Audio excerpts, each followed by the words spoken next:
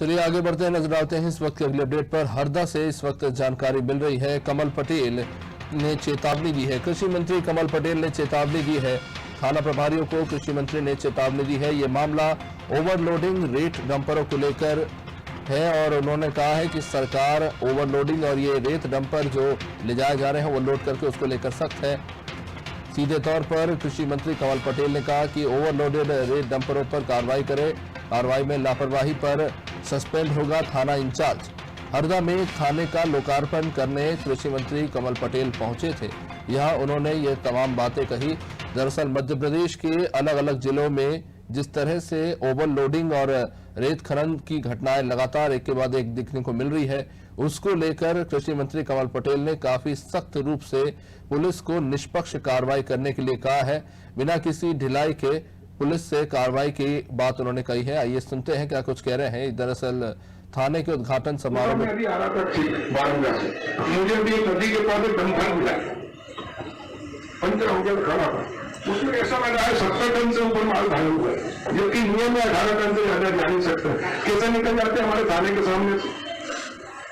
IG भी यही है, एसपी भी यही, लोगों से सीधा अगर अब थाने में हरदा जिले में कोई भी ओवरलोड डंपर लेट के निकले तत्काल कार्रवाई करो, नहीं तो तत्काल सस्पेंड की कार्रवाई होगी।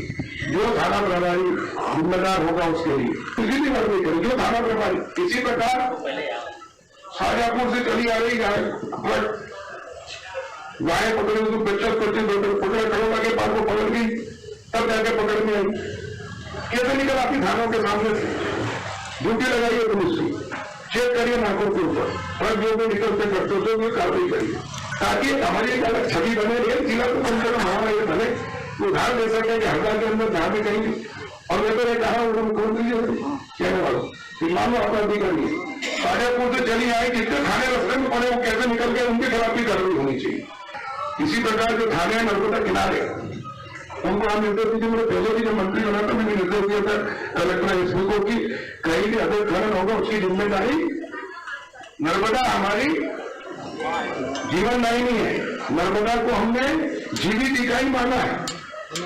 कहीं भी कोई भी मशीन नहीं चलना चाहिए नर्मदा के अंदर, पानी में से रेत में नहीं करना चाहिए, और इसलिए उनको निगरानी रखे, कार्रवाई करेगा, नहीं तो सख्त कार्रवाई आएगी, नहीं तो किसी भी कार्रवाई करेगी। जो थाना प्रभारी इसी प्रकार पूरे खुला होगा पब्लिक के बीच में। और आप पब्लिक को भी कह रहा हूं, कहीं भी गलत होता है आप हमें सूचना करिए, आईजी को सूचना करिए, एसपी को सूचना करिए, तत्काल कार्रवाई होगी। राम राज्य की स्थापना करना है।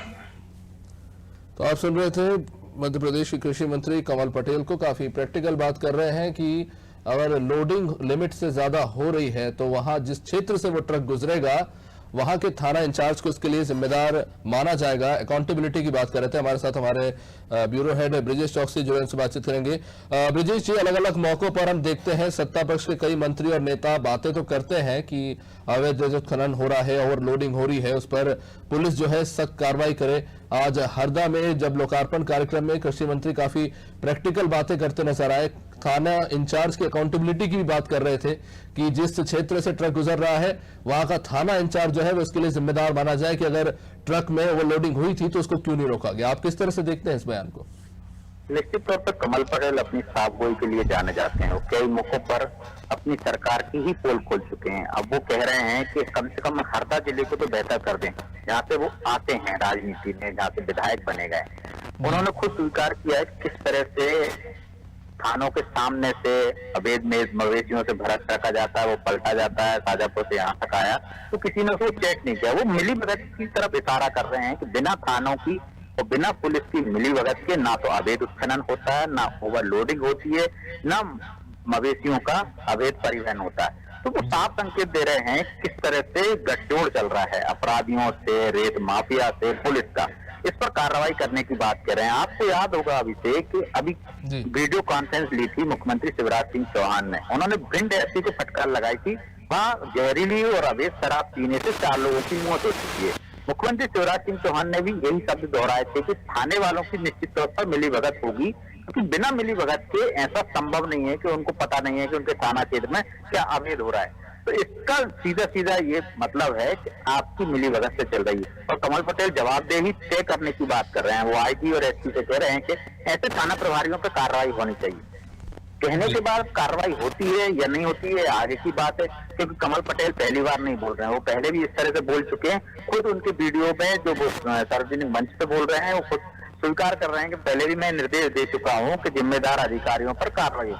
ये वही कमल पटेल हैं जब खुद रेत जब वो पिछली बार पूर्व विधायक थे, चुनाव में जीते थे, तो उन लगातार मामला उठा रहे थे इस बात का कि नर्मदा नदी में अवैध रेत खनन हो रहा है। आंदोलन भी किए थे और एनजीटी में केस भी दायर किया था, लेकिन वो बार बार मामले उठाते हैं। और हम देख रहे हैं कि नर्मदा नदी में आज भी जेसीबी से या पोकलेन से रेत निकाली जा रही है, अभी तो खनन हो रहा है। वहां से गुजरने वाला कोई भी व्यक्ति देख सकता है। तो कमल पटेल भी कुछ वहां से लगातार आते जाते हैं तो उनकी नजरें भी पड़ती होगी, लेकिन कार्रवाई क्यों नहीं हो पाती, ये दिलचस्प सवाल है। कहने से नहीं, आप पापाई लूट लोगों सार्वजनिक मंच पर इस तरह से निर्देश दे रहे हो, लेकिन कार्रवाई नहीं हो रही, उसकी मॉनिटरिंग कौन करेगा? आपने कभी पूछा कितने लोगों पर कार्रवाई नहीं?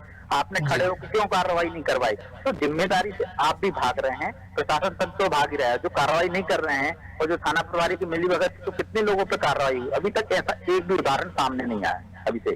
निश्चित रूप से ब्रिजेश जी यही बात कर रहे थे कि नेता तो कहे जाते हैं, पुलिस आज जैसे कि पुलिस के जो सीनियर अधिकारी बैठे हुए थे उनसे भी उन्होंने कहा कि आप भी जानते हैं कि लोग ही मिले होते हैं थाने के, लेकिन पुलिस क्या कर लेगी सर? अगर विपक्षी लगातार आरोप लगाती रही है कि कई ऐसे नेता और मंत्री ही इन सब जुगाड़ और घोटालों में मिले हुए रहते हैं, अगर ऊपर के नेता ही मंत्री मिले होंगे तो नीचे की पुलिस क्या कर लेगी? निश्चित तौर पर जो बात आपने कही है, कमल पटेल यदि बापाई तो लूट रहे हैं, पब्लिक के सामने ये बोल करके कार्रवाई होनी चाहिए, अवैध उत्खनन हो रहा है, तो वो खुद आगे लेके कार्रवाई क्यों नहीं? और जो कार्रवाई करते हैं उनको संरक्षण कौन देगा? हम देखते हैं कि इंदौर में एक मंत्री के अवैध उत्खनन के मामले में एक गाड़ी जब्त हो जाती है, तो वन विभाग के पूरे वो कर्मचारी पर आप तरह से एफआईआर दर्ज करने की बात आ जाती है, उस पर कार्रवाई कर दी जाती है, उसे हटा दिया जाता है। तो इस तरह से आप सिर्फ कहकर बापाई बटोर रहे हो। आप उन लोगों को संरक्षण देगी जब सरकार, जो लोग कार्रवाई करते हैं, तो निश्चित तौर पर आगे की कार्रवाई होने लगेगी। लेकिन कहीं ना कहीं राजनीतिक संरक्षण होता है, इस वजह से आईजी हो या एसपी हो, आप उनके सामने निर्देश तो दे सकते हैं, लेकिन ये वही नेता हैं जो बाद में पब्लिक के सामने कुछ बोलते हैं और पीछे से फोन लगाकर फिर अधिकारियों पर दबाव बनाते हैं कि इन पर कार्रवाई न की जाए। तो पहले यदि आप पास साफ हो तो आप खुद खड़े होकर कार्रवाई करवाइए, तो निश्चित तौर पर इसमें सुधार होगा और पुलिस की हिम्मत बढ़ेगी। जी, रोकना चाहूंगा, हमारे साथ मध्य प्रदेश के कृषि मंत्री कमल पटेल जुड़े हुए हैं। बहुत बहुत स्वागत है आपका कमल पटेल जी अनादि टीवी पर। सर, आज हरदा में आपने थाने का लोकार्पण किया, जहां पर आपने ओवरलोडेड रेत डंपरों को लेकर एक काफी सारी बातें कही और पुलिस को भी इसको लेकर सख्ती से कार्य करने के निर्देश दिए। लेकिन सर, कई तरह के सवाल भी उठते रहे इसको लेकर कि जिस तरह से हम प्रदेश भर में अलग अलग जिलों में ओवरलोडिंग देख रहे हैं, कहीं ना कहीं ऐसा माना जा रहा है कि इसमें राजनीतिक संरक्षण भी मिल रहा है। हेलो जी कमल पटेल जी, आप तक आवाज पहुंच रही है? हाँ, आवाज आ रही है। जी जी कमल पटेल जी, आज आपने हरदा में थाने के लोकार्पण कार्यक्रम में ओवरलोडिंग और रेत डंपरों को लेकर कई सारी बातें कही थी और पुलिस को सख्ती से इस पर काम करने के लिए कहा। लेकिन सर, कहीं ना कहीं अलग अलग जिलों में जिस तरह से हम देख रहे हैं भारी मात्रा में ओवरलोडिंग हो रही है, इसमें कहीं ना कहीं राजनीतिक संरक्षण को लेकर भी लगातार सवाल उठते रहे हैं। नहीं, देखिए नहीं है, ये ठेकेदार कुछ अधिकारियों को मिला मिलू के और मिली भगत करके ओवर जी खनिज विभाग की कि कहीं भी ओवरलोडिंग होती है तो उसको रोके, आरटीओ को रोकना चाहिए। और इसलिए मैंने, जब मैं बारंगा से गांव से आ रहा था हरदा लोकार्पण करने, एक डंपर जिसमें करीब 60 टन से ऊपर भरा हुआ था, ओवरलोडेड था, वो पंचर हो गया था, तो निकलने में कहीं दुर्घटना हो जाए, पलट जाए तो मार डाले, लोगों की जान ले ले। और इसलिए मैंने सख्त निर्देश दिए, कोई भी नियम से निकाले। रेत के ठेके दिए हुए, रेत खदान जहां से चिन्हित है वहां से निकले, लेकिन पानी में से रेत नहीं निकले, पोखलेन मशीन से रेत ना निकले और ओवरलोड ना चले, इसके निर्देश दिए। और अगर कोई करेगा तो उसके खिलाफ सख्त कार्रवाई की जाएगी। जी कृषि मंत्री जी, अलग अलग मौकों पर आप ओवरलोडिंग के खिलाफ आवाज उठाते रहे हैं और निर्देशित भी करते रहे हैं प्रशासनिक अधिकारियों को, लेकिन कई मौकों पर ऐसा देखने को मिला है कि आपके निर्देशन के बावजूद भी कार्रवाई देखने को नहीं मिल रही है या ढिलाई देखने को मिल रही है। क्या कारण देखते हैं आप इसके पीछे? के बाद अब नर्मदा में मशीन नहीं चल रही है और लेकिन इक्के दुक्के कहीं ओवरलोड निकलते हैं, तो उसके लिए मैंने सख्त निर्देश दिए हैं। जी लगातार क्योंकि विपक्ष की तरफ से भी आरोप लगाए जाते रहे हैं कि सत्ता पक्ष के कई नेता जो हैं उनका राजनीतिक संरक्षण प्राप्त है, इसी के कारण जो है इस तरह के उत्खनन जो है चलते रहते हैं, ओवरलोडिंग होती है, फिर भी इस पर पूरी तरीके से रोक नहीं लग पाती। देखिए, तो नैतिक अधिकारी नहीं बोलने का। जब ये सत्ता में रहे 15 महीने पूरी नर्मदा जी को लूट ली थी, इनके मंत्री खुद लगे थे और इसलिए इनको कोई नैतिक अधिकार नहीं है बोलने का। भ्रष्टाचार की जन्मी तो कांग्रेस है, कांग्रेसी के लिए या भ्रष्टाचारी के लिए की बात है, इसलिए इनको कोई नैतिक अधिकार नहीं है। लेकिन हम ये दावे के साथ कहते हैं कि हमारा कोई राजनीतिक संरक्षण प्राप्त नहीं किसी को भी, और भारतीय जनता पार्टी की सरकार है, सत्ता परिवर्तन से व्यवस्था परिवर्तन करके दिखा रहे हैं। हमने बहुत कुछ कंट्रोल किया है, लेकिन कहीं कहीं कुछ अधिकारी कर्मचारी मिलकर और ठेकेदार से मिलीभगत करके ये निकलते रात में, तो कहीं भी उन्होंने उसको रोकने के निर्देश दिए और कहीं भी होगा तो उसके लिए जवाबदारी निश्चित कर दी है।